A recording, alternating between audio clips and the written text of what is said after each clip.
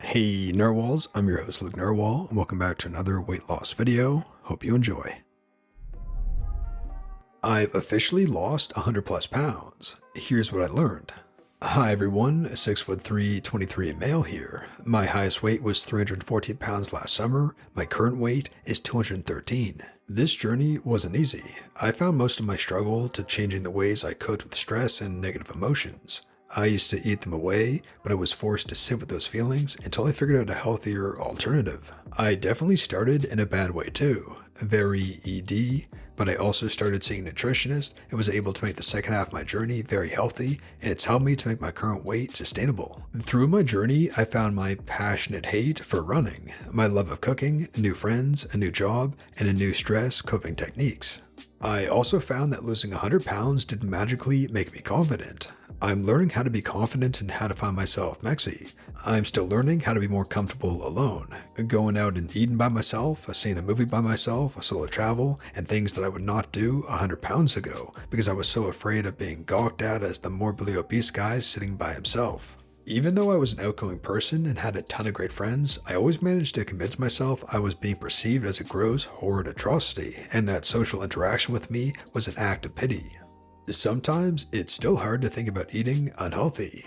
I used to spend 2 hours staring at a DoorDash order starving my butt off because I felt as though I didn't deserve the wings I wanted.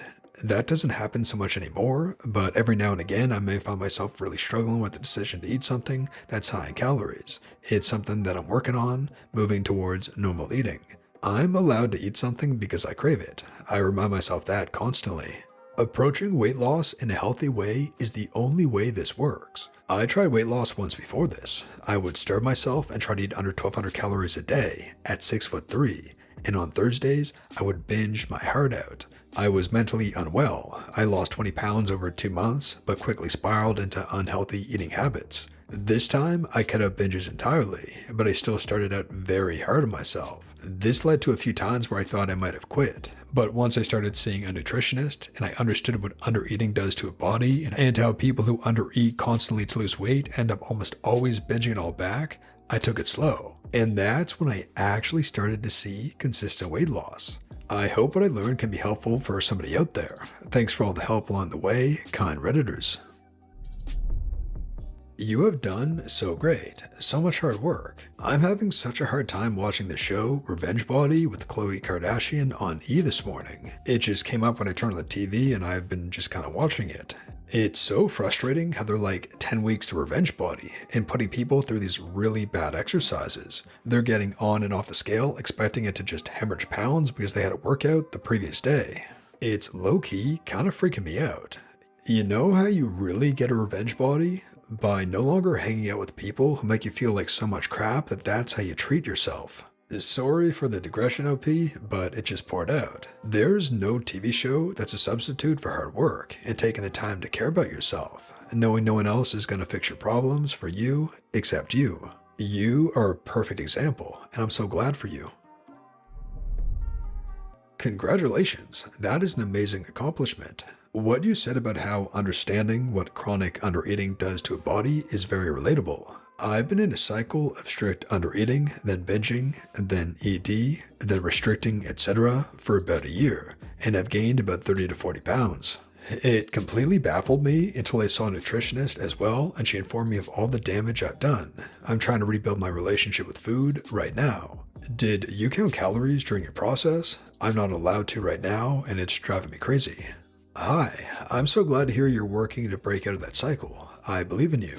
I did count calories at first, but I started to be a bit more lax towards the end of my journey. My nutritionist did not want me to count them at all, but honestly, I'm a data-driven, problem-solving kind of person, so I love me some numbers and couldn't help but want to track my loss quantitatively. I am beginning to not track at all, and that is definitely helping me repair my relationship with food. Quote, I also found that losing 100 pounds didn't magically make me confident, end quote. This is one thing I don't think people address or discuss enough. Weight loss is often marketed as a way to feel more confident about oneself, but that doesn't always happen. I was actually more self-conscious at 125 pounds than I was at 225. Boys didn't like me because I was fat. Well, I lost all the weight, and boys still didn't like me. Obviously, there are other problems that I need to work on for myself. Currently at 185 pounds and looking to settle at a happy medium of 140 to 150. Awesome, man. Awesome. I'm less than 5 pounds away from losing 100 right now, and I can relate to everything you said. I was thinking yesterday about if I would make a long post about my experiences going through this when I get there. Now, other than a few details, I could just copy and paste yours.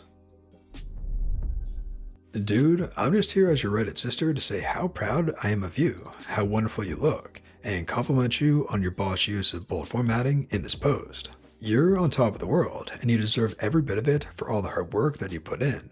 I lost 96 pounds, and I'm on the way to the 100 mark soon too. Can't wait to see you there. Amazing job, man. I'm so happy for you. I did want to ask you a question though.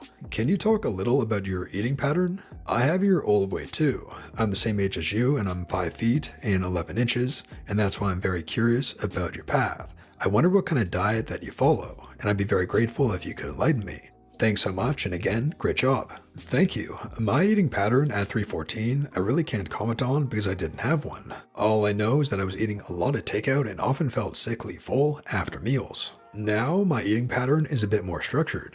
I try to have a breakfast, lunch, and dinner with protein, carbs, and healthy fats. I try to, if I'm not swamped with work, have a snack in between breakfast and lunch and dinner, which is a combination of a protein, carb, fat, and after dinner, if I'm still hungry, I have a little dessert. I am not strict to this as my day-to-day looks different, but this is what I try to stick to when losing weight. I didn't have a specific diet, however, I didn't cut any food out, just a calorie deficit. Let me know if this was helpful. Great work. Out of curiosity, did you have any loose skin after the loss? Thank you, and great question. So I do notice a lot of loose skin around my upper arms. I think that's pretty common, but surprisingly, I've not seen any noticeable loose skin on my stomach or chest. I'm not sure if that has to do with age or anything, but I've now just begun chest exercises, so it doesn't have anything to do with that. I'm a bit confused. I was expecting some. Wow, that's amazing and encouraging. I'm 6'4", 335, 51 years old. 3 years ago, I found sobriety for the first time in my life. I'm still sober, but I fear that I traded one addiction for another. Would you suggest low carbs and sugar with walking for me to start? I'm hoping to use your post for motivation, being around the same size. First of all, congratulations to you for finding sobriety, one thing at a time. What a lot of people don't realize is that alcohol is a sugar.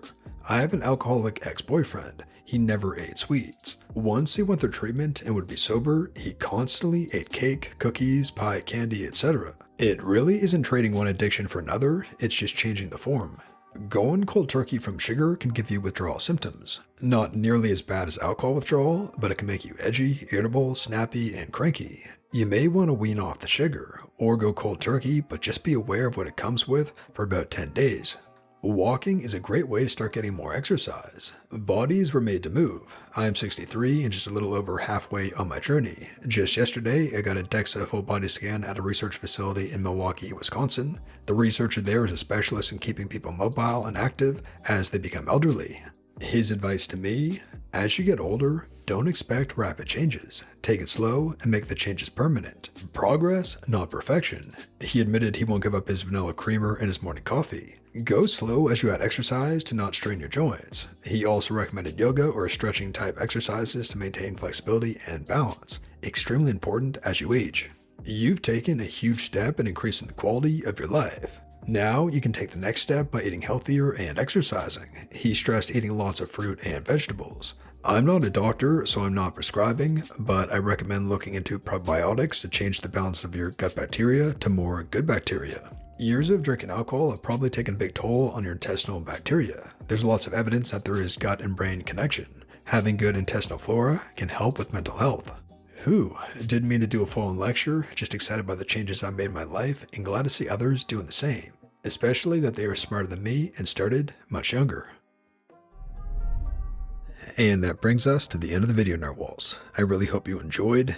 If you did, please tap subscribe to join our awesome community, the Narwhals, and for more weight loss stories that help you stay on track. And here's our featured Narwhal of the day. Disney World 2015 versus Disney World 2021.